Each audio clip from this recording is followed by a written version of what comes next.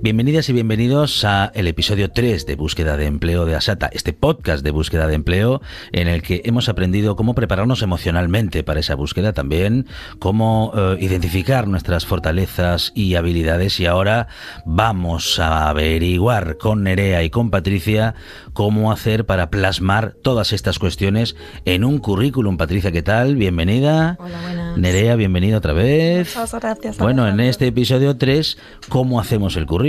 ¿Cómo todo eso que hemos aprendido en los episodios 1 y 2, cómo lo plasmamos, cómo lo resumimos en ese currículum? Que claro, lo de resumen también hay que tenerlo en cuenta, ¿no?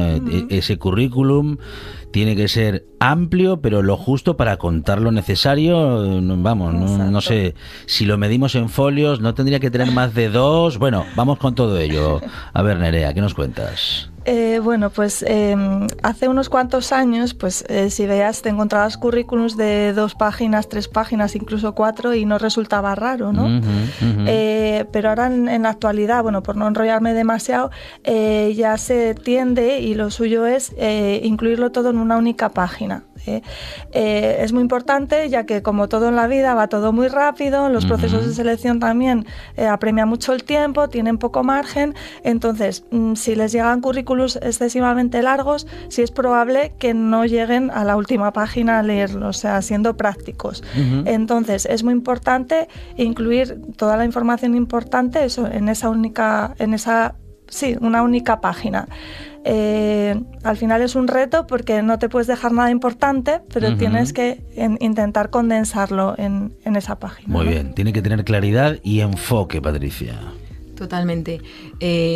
Al final, como dice Nerea, eso de que el currículum va un poco al peso y que se vea todo lo que hice, voy a ponerlo todo, hay que cambiar un poco esa idea y adaptarse un poco, pues eso, a lo que pide ahora mismo el mercado laboral y los técnicos de selección, que al final van a ser los que analicen tu currículum.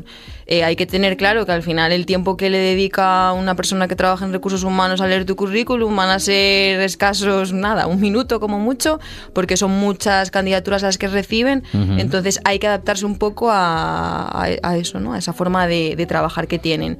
Y por lo tanto, más allá de ser breve, también pues ser visual y claro y estructurado. Serían como los 3 puntos clave de partida. Y sobre todo incluir nuestras habilidades, particulares, las habilidades que creamos tener o que ya estamos seguros y seguras que tenemos después del proceso anterior, y logros. Sí, a ver, yo ahí...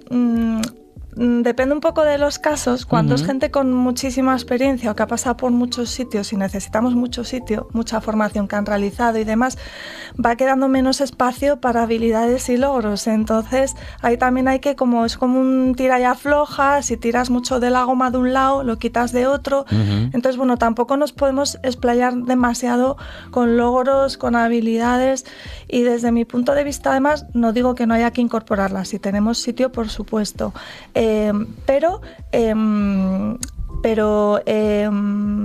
Por ejemplo, si yo he tenido un logro en un trabajo anterior, ¿no? Sí. Por ejemplo, decir, lideré un proyecto que aumentó la eficiencia en un 15%, o implementé un proceso que redujo los gastos en un 10%. Sí. Estos logros, así tan concretamente, esto es muy conveniente, Sí, ¿no? se podría, depende para qué perfiles, para perfiles más cualificados o puestos de mandos, directivos y demás, sí, para puestos, menos cualificados no sería tan necesario. Siempre los datos que incorporemos, desde luego, que sean reales, lo mismo que las habilidades o competencias.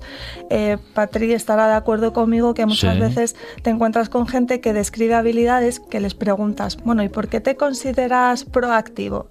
Y se quedan en blanco porque no saben lo que significa ser proactivo. Encuentran cosas en internet que les suenan bien y demás y lo incorporan al currículum. Entonces yo creo que eso es muy importante, que si pones 4 habilidades, las que sean, que realmente te definan, aunque sean con tus palabras, no solo porque queden bien. Eso es muy importante, porque en entrevista van a ir a contrastar si eso es real o no. Muy bien. Bueno, estamos con Patricia Álvarez y con Nerea Allén, a quienes nombraba con el nombre de pila hace un momento, pero está bien nombrarles con nombre y apellido, y también para hablar de cómo en ese currículum tenemos que ser, muy concretos. Decías, Patricia, que claro, que hace un tiempo tener un currículum de 3 o 4 hojas era, pues cuantos más hojas mejor, porque es que has hecho muchas cosas, pero bueno, esto ya no es necesariamente así. ¿Una hoja? ¿Un folio? Bueno, exactamente, ¿no? Partiendo de ese criterio, de ese requisito de ser breve, a las personas muchas veces les cuesta, vale, ¿y ahora cómo hago yo para resumir estas 4 hojas que llevo toda la vida presentando a las ofertas? Bueno, pues para mí algo clave es pensar el objetivo profesional. Ajá. Vale, o sea, lo primero que tenemos que tener claro es hacia dónde voy a enfocar ese currículum, dónde lo quiero enviar. Y partiendo de esa base, nosotras es muy habitual que al final acabemos haciendo varios currículums, o sea, en función del objetivo porque normalmente una persona cuando lleva 10, 15 años trabajando, es muy habitual que hayas trabajado en distintos sectores. Por lo tanto, depende de hacia dónde quieras enfocarlo, pues bueno, cuanto más resaltes aquello relacionado con la oferta, mejor. Entonces, de la mano de la brevedad también iría pues un poco el adaptarlo, ¿no? Y el tener distintos currículums enfocados para cada oferta. ¿Cómo adaptar ese currículum? Tengo entendido que tenemos que buscar o encontrar la palabra clave para saber cómo adaptar el currículum a cada búsqueda o a cada oferta. ¿Esto es así? Sí, es muy importante tener en cuenta las palabras claves. En procesos de selección se emplean mucho, y un truco y una cosa que recomendamos nosotros a los usuarios, por ejemplo, en las ofertas que ven que les interesan muchísimo, que busquen también las palabras clave que utilizan en la propia oferta y entonces incorporarlas, si no lo tienes ya, al currículum. ¿Vale? También ahora se emplea mucho anglicismo, igual es el administrativo de toda la vida o el director de toda la vida, que ahora lo llaman management no sé qué. Bueno, pues si la oferta a la que quieres dirigirlo emplea esa terminología, pues hacerlo tú también. Carta de presentación, ¿sí o no?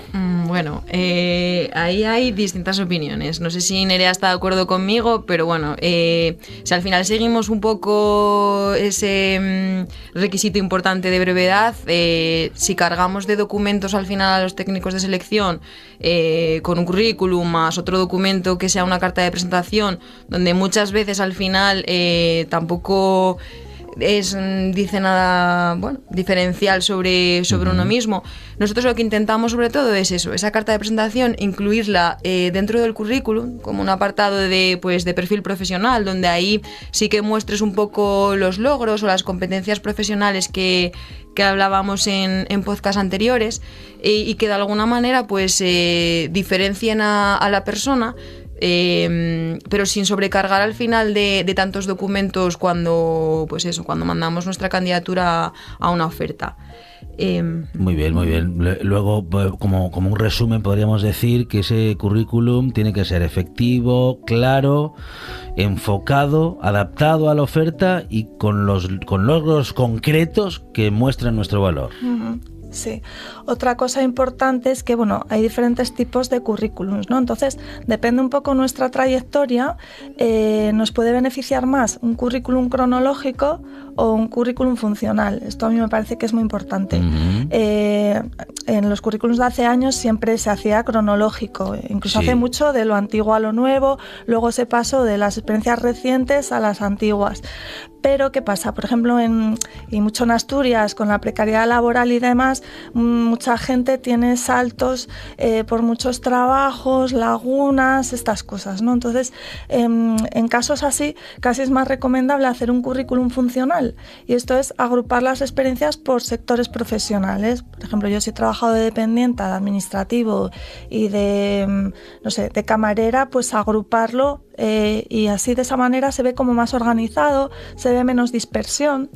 Un cronológico beneficiaría a alguien que ha estado muchos años en la misma empresa, que incluso ha promocionado, empezó de becario y luego le contrataron. Entonces, en esos casos sí beneficia a los cronológicos. Me parece que es un apunte importante tenerlo en cuenta. Totalmente, o sea, un poco...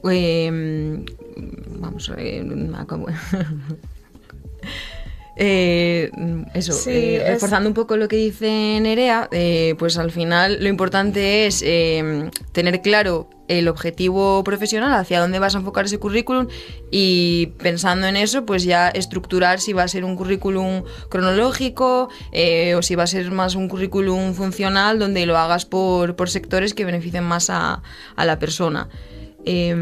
Muy bien. Bueno, en nuestro próximo episodio, en el episodio 4, con vuestra ayuda, Nerea, Patricia, vamos a conocer, os vamos a preguntar cómo prepararnos para una entrevista, si tenemos que investigar, si es bueno investigar la empresa a la que vamos a presentar nuestra candidatura, bueno, cómo ganar confianza y claridad en esa entrevista, y a ver si nos podéis dar también algunos trucos para que esa preparación nos haga sentir, bueno, pues más seguras y seguros a la hora de, bueno, pues de enfrentarnos a eso, ¿no? Que también emocionalmente una entrevista de trabajo es muy complicada, pero que con vuestra ayuda y los datos que nos vais a dar, Nerea, Patricia, seguro que lo hacemos muy bien. Hasta el episodio 4. Muchas gracias, Alejandro.